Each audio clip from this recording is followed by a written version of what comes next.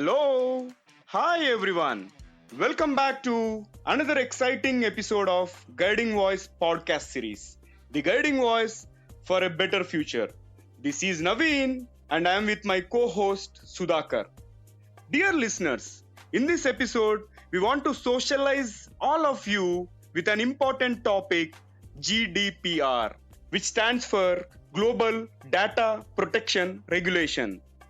To talk about GDPR, we have with us an information security leader, John, who has 14 years of experience in diversified information security and cybersecurity practices. John started his career with Tech Mahindra, that is erstwhile Satyam, later joined ADP as junior project manager. He went on to work with United Health Group, CDK Global, Virtusa, Yes Technologies, and is currently associated with a product-based organization in Hyderabad. John is a cybersecurity advocate and CISO, IDG CSO 100, and IT Next 100 honoree, that is for the year of 2019. Coming to his education, he holds a master's in information security systems from Usmania University. Hi John, welcome to our podcast series and we are happy to have you as our guest. Thank you for having me, and I'm equally excited to be part of this series on GDPR and its regulatory requirements. Thank you, John. Data is the new oil is perhaps one of the most popular catchphrases that can describe the fuel that makes our increasingly interconnected world go around. At the beginning of 2020, the digital universe was estimated to consist of 44 zettabytes of data. Also, as per industry reports, by 2025, there would be 75 billion Internet of Things (IoT) devices in the world, which means more and more data will be generated in the world. As of 2013, experts believed that 90% of the world's data was generated just from 2011 to 2012. John, in this connected world, given the importance of data, what do you think is importance of data protection regulations like GDPR? Yes, identity is a new currency in our world today. It is obvious that the threat of attacks on personal data is very real. If you see, in 2017, there were over 3.8 billion internet users who consumed over 44 billion gigabytes of data per day. You could imagine how huge it is. Now, the data moves in microseconds, as we know. We move so much faster than that. Knowing this, how does one protect their individual data and ensure that we are safe? Well, here's where GDPR comes in. Now, GDPR is a regulation created in 2016. It's a law enacted by the European Union Parliament and is the most comprehensive privacy regulation that is prepared till date. Now, the goal is to harmonize, modernize, and strengthen data privacy and processing policies across EU member state, right? So GDPR has moved data protection and privacy from a back office to often ignored compliance matter to an important issue that is now the agenda of all companies, large and small. Now, how many articles GDPR contains? Overall, it has 99 articles covering basic data privacy for all Europe Union citizens. This regulation requires businesses to protect the personal data and privacy of every EU citizens of EU member states. That is amazing. All right, John. GDPR is one of the important laws that has been passed recently in the world, and there have been numerous projects initiated in order to make the applications and the organizations compliant to GDPR. In fact, it is a win for all the citizens of European Union for having that kind of provision in their country. So do we have anything like GDPR applicable for India?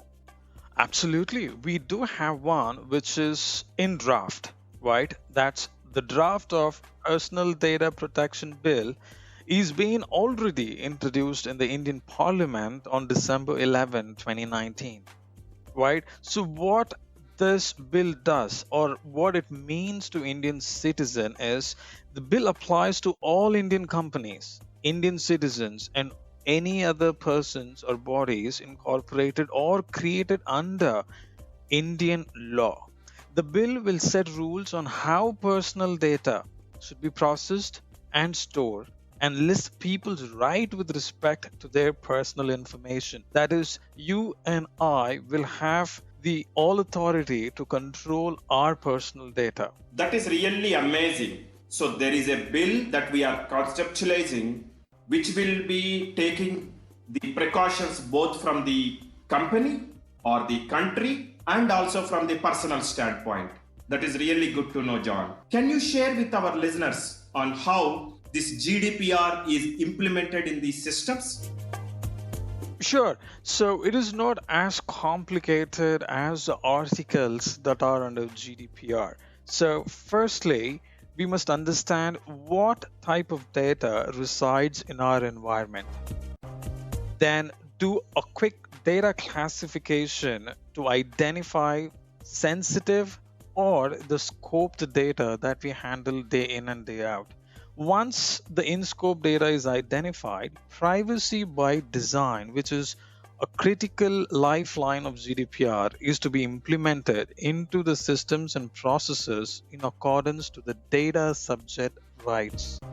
Data subject here is the end users of our clients' products. Now, policies and procedures for handling any security breaches needs to be implemented into our IT systems to govern GDPR related data. So at its heart, however, data protection is about the same issues, understanding what data you hold and why you hold. Now, businesses need to review their data protection policies and technologies to check they are compliant from time to time basis. They should also have a third party regulated body as an independent auditor for providing a consulting services to ensure that your organization remains GDPR compliant. Well, you can see that organizations must be also proactive to protect the data they are accountable for. Encrypt it and always keep the data with your security solutions. Meaning, have the security solutions that will protect your data. Examples are data leakage prevention, which is the DLP. If you see any of the data which is sensitive, which is going out of your environment, these solutions will immediately alert you so that you can take appropriate actions in terms of really releasing this data to the outside world or containing it within your environment. Because what GDPR also has, along with its 99 articles, is some heavy fines, penalties if a customer data is being breached. We are talking about 4% of the annual turnover of the organization or 20 million euros, whichever is high. That's a huge penalty. Companies have to adhere to policies of protecting this data. So better be safe than sorry. Thanks for your wonderful insights, John. Right. So how can data regulation and other interdependencies be pursued as a career? Are there any courses related to GDPR that the students and young professionals can learn? Yes, recent surveys by Gartner says regulatory compliance and governance related jobs are expected to rise by 30% in the next 5 years. So if you're a person of interest towards IT security and possess some niche skills that can help enterprise to strengthen its security landscape, then you are in the right place to pursue it as your career and fare well. There are several roles, in fact, in regulation that one can find in an IT industry. To start with, ISO 27001 being, a security implementalist or a security auditor, could be an internal auditor or could be an IT network auditor, etc., would be a good place to start. Now, when you even talk about certifications or any courses around this, we do have renowned institutes such as BSI and PCB. They provide several of security related certifications and courses.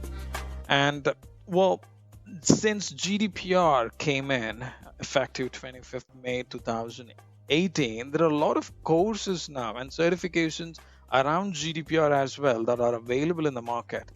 Well, as we all know, e-learning is also something that has been rapidly increasing its stage in the internet. We have few sites like Cybrary, lynda.com, and Pluralsight, amongst many others, which provide really good security certifications and courses. I think, John, you rightly mentioned about this ISO 27001 auditing. So probably that is one good area which our listeners can leverage by exploring more details about it and can take a decision in case if they wanted to pursue some role like an auditor. So thanks for sharing those details. And at the same time, you also mentioned about lynda.com. And right now it is acquired by LinkedIn, and probably they can explore LinkedIn learning for these courses along with Cybrary and Pluralsight. That is correct. Thank you for sharing. From governance, risk and compliance, GRC standpoint, how does GDPR impact the businesses, John? Good question, Sudhakar. So GDPR has made a tremendous impact on how businesses handle data. Right? So most organizations are now required to have a legitimate interest to collect and use data, which means they no longer can collect the data just because they can.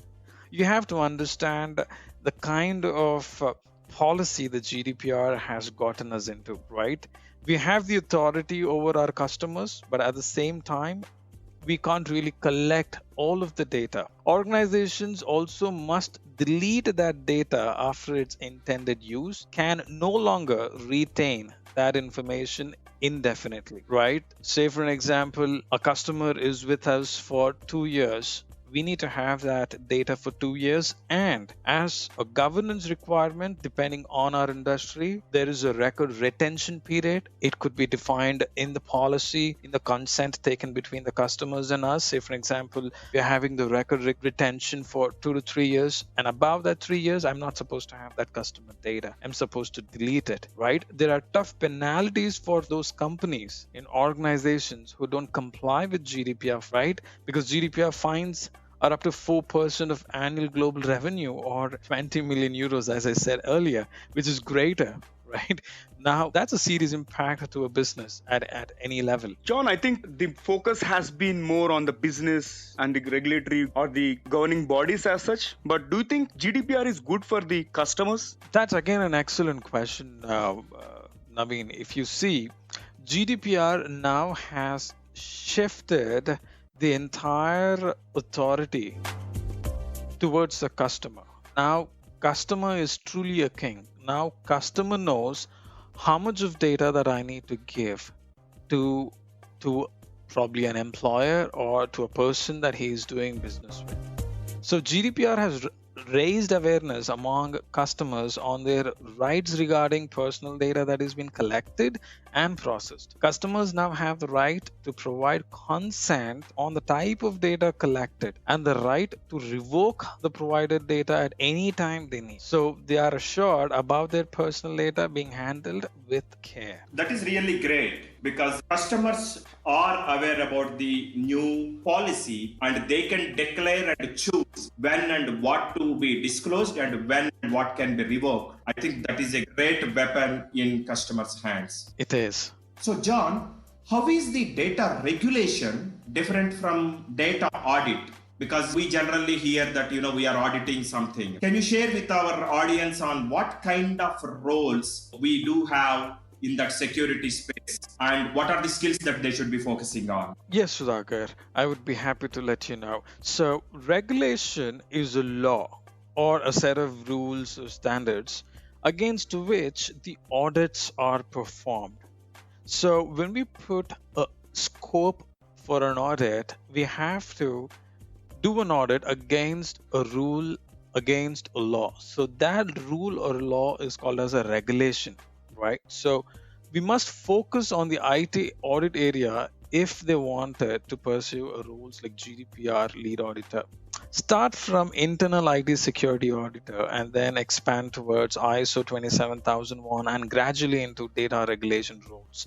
Now, as we know, in the current world, the regulation rules and the compliance related rules are increasing, though they are not much of technical, but you have to be technically sound to understand the compliance around those technical components. So get the basics right. Your foundation and understanding of information security, including compliance and government programs, must be strong. You can start from IT security auditor. This will set your basics of information security straight. Gradually pick and focus on the skills you would like to pursue, right? It could be GDPR, it could be ISO, it could be risk management, it could be third party vendor management. Well, there are diversified role in the security space. Laterally, you can move even to the cyber security, handling incident management, application security, so on and so forth. Excellent. So, John, this is very critical and sensitive in nature, both from the organization standpoint and from the customer standpoint. So, how do you keep yourself up to date, as your core responsibility is to protect this critical data in your organization? Hackers always come up with some new ways to disrupt the ecosystem. So, how to ensure that new safeguards are maintained and ensuring that the ecosystem is evolved over the period of time?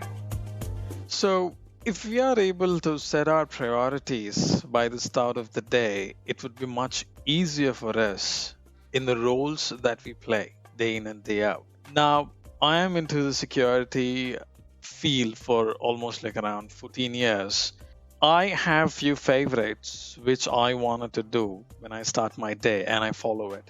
I have to be updated as well, right? So if you see on a hand, hackers community and technology is increasing rapidly, and I must equally advance my skills and catch up with the latest threats and attacks to keep my organization safe. So one of the thumb rule here is always having your IT environment have the latest security patches and review the security posture in a timely manner. End of the day, you as a security leader are responsible for any breaches that happens in our organization. I think those are wonderful tips, John. With your experience with quite a few organizations so far, what are some of the important and unique lessons that you learned in your career journey? Well, every organization that I work with has given me different lessons. I was with organizations which were into payroll, which were into banking, which were into healthcare, which was into service oriented organization. It's most important the kind of security that you provide in your organizations that you're working could be different from what it is out there as a standard, right? So you as a security leader have to understand the threat landscape of your IT environment of any organization that you work. First, understand what could be a threat. Say, for an example, if it is a banking domain as an organization that you are into, you need to understand what are the threats, right? What are the sensitive informations of a banking domain industry? Then constantly upgrade the technology around security in whatever organization that you're working. So that way, what's happening is what was secured way of protecting data yesterday is no more secure today. Yesterday, we definitely had a solid technology or a piece of software that was protecting our technology or was protecting our environment. Tomorrow, you never know if it is going to be secure enough. Mm-hmm. I think this is a great point. So whatever the safeguards that you put in place yesterday may no longer be applicable today. So we may have to constantly upgrade our systems to protect them. That is correct. Thanks for bringing those important aspects, John. Now coming to the book part, what is one book that you recommend our audience to enhance their knowledge on security as a must read? Well, if one wants to start in the security, it's very hard for me to narrow it down to one book. However, I could say one of the very basic book to start with is Information Security Principles and Practice by Mark Stump. You even have a podcast series, one of the available as well in iTunes. But that would be a good one to start for a beginner level to start on security. That is amazing. Thank you, John, for that sharing the book details. I'm sure our listeners would definitely want to start from there to understand the various dimensions within the security domain.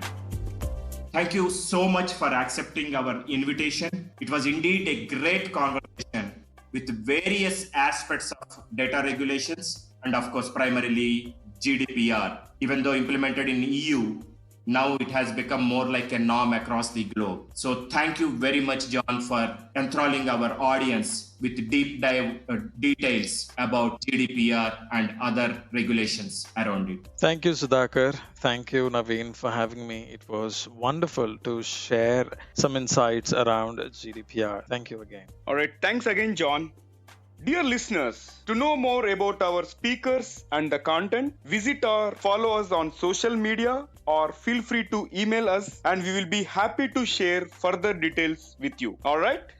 So this brings us to the trivia segment of this episode, and today's trivia is about security, specifically about EMV cards. Majority of us are using EMV cards, or I would say have been using EMV based credit cards and debit cards for last few years. But do we know the underlying details? To start with, EMV stands for Europay, MasterCard and Visa. So it is a global standard for chip-based debit and credit card transactions. It is a joint effort between Europay, MasterCard and Visa to ensure security and global acceptance to that MasterCard and Visa cards can continue to be used everywhere. So that though EMV card has been in existence for the last 2 to 3 years and getting popular, but the technology has been around since 1986. It was first implemented in France, with Germany following shortly after, and now it has become a globally accepted standard.